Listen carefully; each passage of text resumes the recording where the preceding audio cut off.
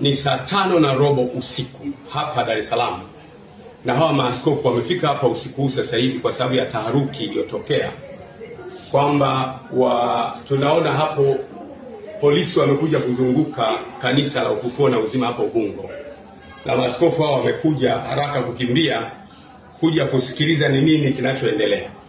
Of course hata mimi mwenyewe sijajua kinachoendelea, lakini naona hapo nje kuna defender za polisi kama 3 hivi wamekuja kuzunguka kanisa.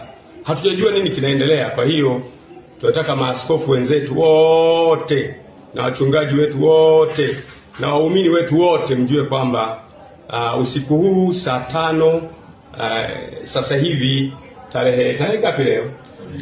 Tarehe 2 tumezungukwa hapa na polisi hapa. Sijui wanataka kufanya nini, na maaskofu wamepata taharuki, wamekimbia usiku huu kutoka madhehebu mbalimbali kuja kuangalia ni nini kinaendelea kufanyika. Kwa hiyo nitaendelea kuwajulisha, lakini kwa ufupi ni kwamba kuna watu wamefika hapa kanisani.